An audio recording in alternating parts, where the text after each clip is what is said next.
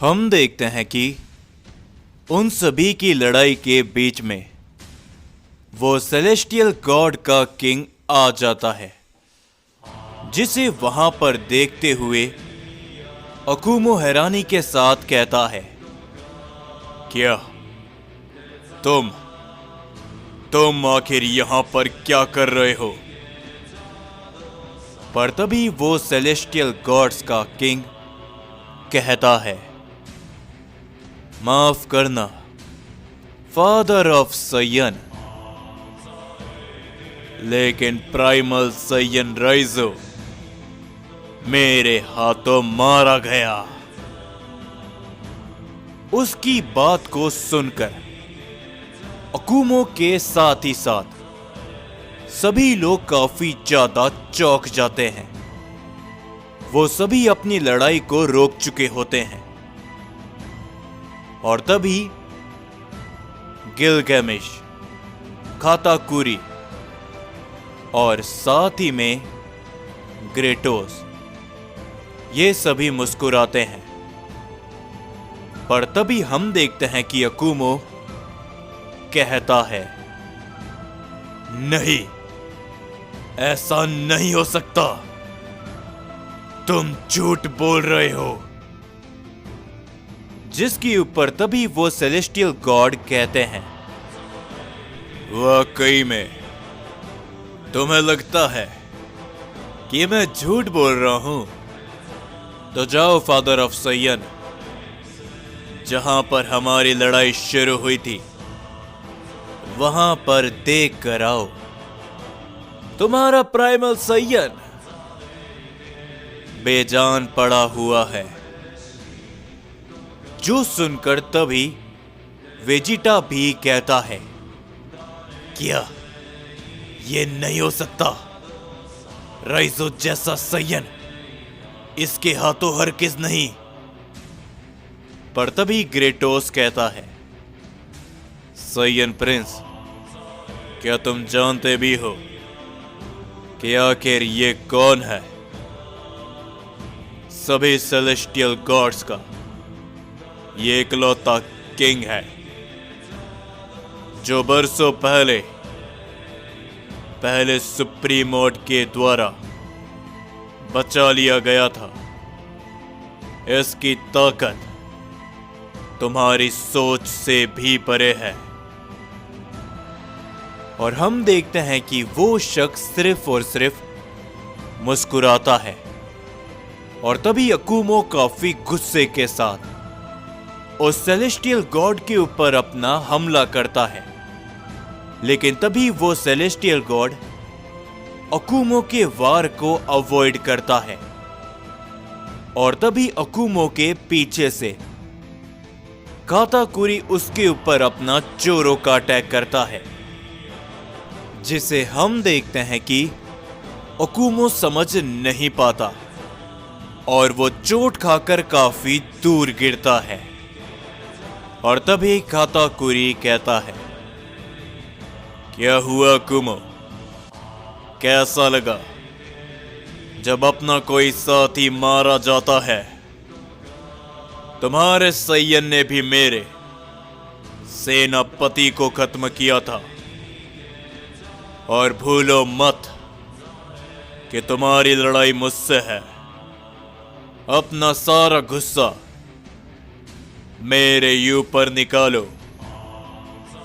जिसके ऊपर अकुमो काफी गुस्से के साथ उठता है और वो कहता है, वाकई में अगर तुम्हें लगता है कि तुम जैसे गॉड के हाथों राइजो मारा जा सकता है, तो तुम एक बहुत बड़ी बेवकूफी में जी रहे हो। ये कहने के बाद अकुमो अपनी पावर को बढ़ाता है, जिससे आसपास कई सारे धमाके होने लगते हैं। और तभी काताकुरी अकुमो के ऊपर दोबारा अपना हमला करता है। लेकिन इस बार अकुमो काताकुरी के वार को सामने से रोकते हुए कहता है, सेलेस्टियल गॉड के किंग, दुआ करना कि राइजो जिंदा हो, वरना तुम बहुत भारी कीमत चुकाने वाले हो। और हम देखते हैं कि अकुमो अपना पूरा जोर लगाते हुए काताकुरी के ऊपर अपना अटैक करता है, जिससे वहां पर एक काफी बड़ा धमाका होता है।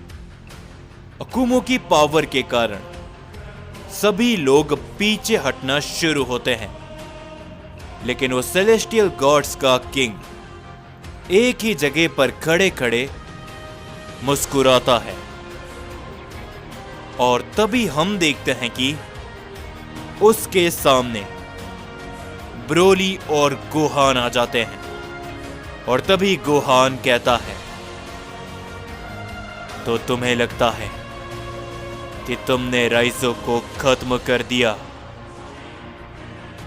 यह सुनने के बाद ब्रोली भी अपनी ताकत को बढ़ाता है और वो सेलेस्टियल गॉड के ऊपर अपने हमले करते हैं, लेकिन वो शख्स अपनी जगह से बिल्कुल भी नहीं हिलता और वो ब्रोली और गोहान के वार को बड़ी आसानी से रोकते हुए बोलता है, ओ अच्छा साइंस, तो तुम मेरी ताकत को आजमाना चाहते हो, क्यों, है ना? चलो कोई बात नहीं, तुम मुझे आजमा सकते हो। और तभी हम देखते हैं कि ब्रोली उसके ऊपर अपना एक जोरो का पंच करता है। ब्रोली के वार को अवॉइड करते हुए वो सेलेस्टियल गॉड्स का किंग ब्रोली के ऊपर अपना जोरो का वार करता है, जिससे ब्रोली बच नहीं पाता और वो काफी दूर जाकर गिरता है। और तुरंत बाद गोहान अपना पूरा जोर लगाते हुए उस सेलेस्टियल गॉड के ऊपर अपना जोरो का पंच हिट करता है, जिससे वहां पर एक धमाका होता है।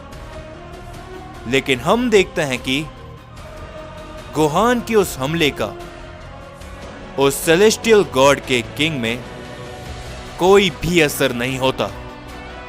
और तभी वो गोहान को सर से पकड़ते हुए जमीन पर दे मारता है, जिससे तभी वहां पर एक धमाका होता है। पर तभी उसे ब्रोली का एक हमला काफी जोरों से टकराता है, जिसके कारण वो पीछे हटता है। और तभी उसकी इस ताकत को देखते हुए गोहान कहता है, इसमें कोई भी शक नहीं कि ये काफी ताकतवर है, तो हो सकता है कि इसने जो कुछ भी कहा वो सच हो। जो सुनकर वो सेलेस्टियल गॉड्स का किंग मुस्कुराता है। और तभी हम सभी एज़ानागी और ज़ाइकोर को देखते हैं। इस बार ज़ाइकोर अपने काफी सारे अटैक करता है एज़ानागी के ऊपर, लेकिन एज़ानागी उसके हर एक वार का जवाब दे रहा होता है। और तभी एज़ानागी कहता है, क्या हुआ सय्यन, तो मेरे मल्टीवर्स में आकर मुझे चुनौती देकर गए थे। तुमने मेरे भाई को मारने की कोशिश करी, तो अब मैं अपनी पूरी ताकत में खड़ा हूं। दिखाओ मुझे कि आखिर अब तुम क्या कर पाते हो, वरना मेरे हाथों से मरने के लिए तैयार हो जाओ। और तभी ज़ाइकोर काफी ताकत के साथ एज़ानागी के ऊपर अपना जोरो का पंच करता है, लेकिन एज़ानागी नीचे झुकते हुए ज़ाइकोर के पंच को अवॉइड करता है और वो ज़ाइकोर के चेहरे पर अपना जोरो का हिट करता है, जिसके कारण ज़ाइकोर हवा में उड़ता हुआ काफी दूर जाने लगता है। लेकिन पलक झपकते ही एज़ानागी ज़ाइकोर के सर के ऊपर आ जाता है और वो अपने दोनों हाथों की मदद से ज़ाइकोर पर हिट करता है, जिससे ज़ाइकोर एक प्लेनेट पे जाते हुए काफी जोरों से टकराता है और उस प्लेनेट पर एक काफी बड़ा धमाका होता है। पर ज़ाइकोर अपने आप को संभालते हुए एजा नागी को देखता है और वो अपनी पावर को पहले से ज्यादा बढ़ा लेता है और तभी वो एजा नागी के ऊपर अपना एक जोरों का पंच करता है, जिसे एजा नागी रोकते हुए काफी दूर जाकर गिरता है। तुरंत बाद ज़ाइकोर अपने काफी बड़ा अटैक कर देता है एजा नागी के ऊपर, लेकिन इस बार एजा नागी अपनी पावर को पहले से ज्यादा बढ़ाता है। ज़ाइकोर और एजा नागी एक दूसरे के ऊपर अपने ताकतवर अटैक करते हैं, जिससे वो दोनों ही काफी पीछे हटते हैं। और तभी ज़ाइकोर कहता है, तुम जैसे गॉड्स के कारण हम जैसे साइंस खत्म हुए थे एजा नागी, तो चलो हम भी क्यों ना इस लड़ाई को खत्म करें। ये बोलने के बाद ज़ाइकोर अपनी ताकत को बढ़ाने लगता है और एजा नागी भी। वो दोनों एक दूसरे की तरफ अपना सबसे ताकतवर हमला करते हैं। उन दोनों की ताकत एक दूसरे से टकराती है, जिससे चारों तरफ काफी बड़े धमाके होने लगते हैं। ज़ाइकोर अपना पूरा जोर लगाने लगता है और एजा नागी अपनी पावर को थोड़ा और बढ़ाता है। और तभी एजा नागी कहता है, मेरे जैसे गॉड्स के कारण तुम साइंस को कभी कुछ नहीं हो सकता, समझे?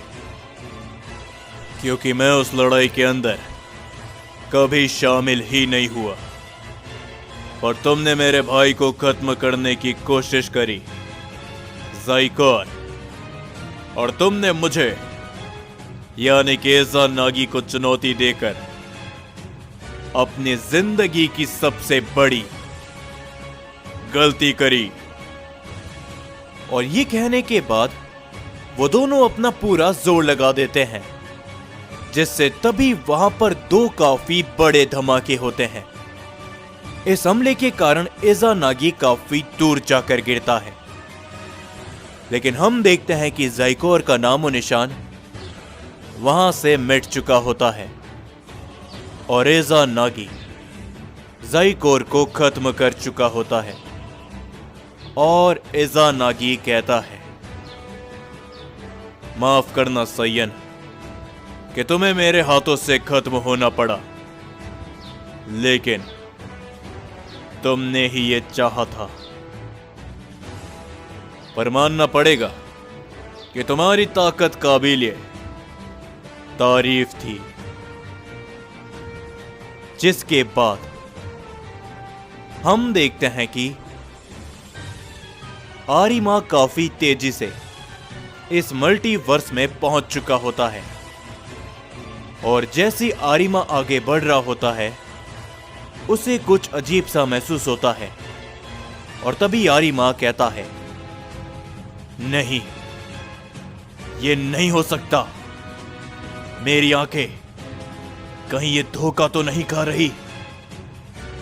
और तभी हम देखते हैं कि आरिमा की नजर किसी के ऊपर पड़ती है, जो कि जमीन पर बेजान पड़ा होता है और वो और कोई नहीं बल्कि राइजो होता है।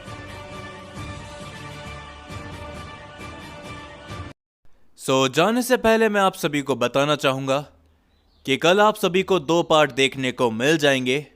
अगर आप सभी इस वीडियो पर कल 12 बजे से पहले 5000 लाइक कंप्लीट करवा देते हो और साथ ही में 500 से ज्यादा कमेंट, तभी फिर आप सभी को कल 2 पार्ट देखने को मिल जाएंगे। एंड हाँ, मुझे इंस्टाग्राम पर फॉलो ज़रूर से कर लेना, क्योंकि स्टोरी की अपडेट्स वगैरह मैं अपने इंस्टाग्राम पर दे देता हूँ।